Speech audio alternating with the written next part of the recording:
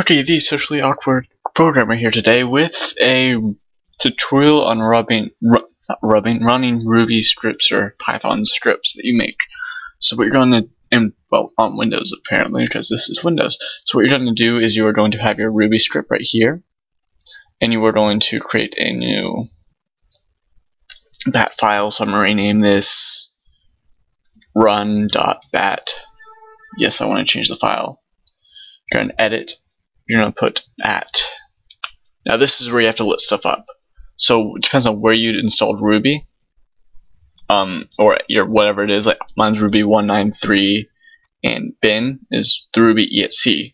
That's the interpreter. So I'm going to control copy back here. Well, I just had it open here. I'm going to paste it in / the interpreter name or ruby.exe and the script name. So my script is space kitty logic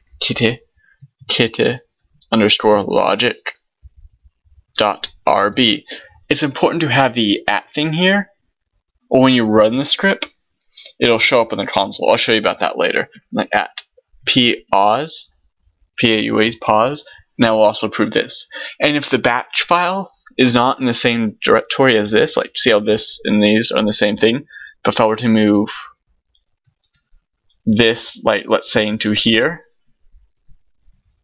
no, let's move it out into my documents, I'm gonna run it, you can't find kitty logic. So what we're gonna have to do is, oh my god, what the heck are all those? No. Control copy all of this, go back in, no, not this, sorry, all the way back down to whatever that is. Right click, edit this. We're going to change directory, which is at cd space where the Ruby script is. So now we file, save this, it'll come up. And I purposely stuck another end in there to show you this, because without the pause, edit this, because without this pause, sorry, I'm all over the place today, without the pause at the end of it, if we just deleted this, it just appears and disappears, so you have no clue what the error is. So you want to have a pause in here. And also without these ats, which is the same as doing echo off, it'll be like, see, blah blah blah, all this useless text right here appears that you do not want. If I were to go into the script, remove this extra end here, and now going to run it, it'll start here, and again those are up there, so we don't want that. So right click, edit, put the ats here. So essentially it's at cd. I always put that there just for like purposes, like if I were to move that file I could still run it. So change directory, cd into the directory where the script is, which the script is in the /ruby, so I would immediately put that in there, and then where the interpreter is, or where you, like Python, Ruby, or whatever, to the Ruby at C, to the file that we're going to open, and then at pause, so you know what the error is if you encounter an error.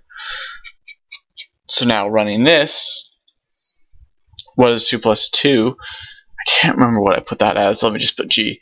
Wrong, it's fish. Oh dang it, I put something wrong there.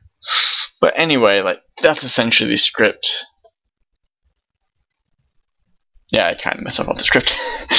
Essentially, that is the script, and how to open them in Python, Ruby, and how to open Ruby on Windows. It should work with Python and Perl and probably more of the script-based programming language. I'd assume they all work the same, but this is just how you do it with Ruby. So I hope you have a fantastic evening and this helped you.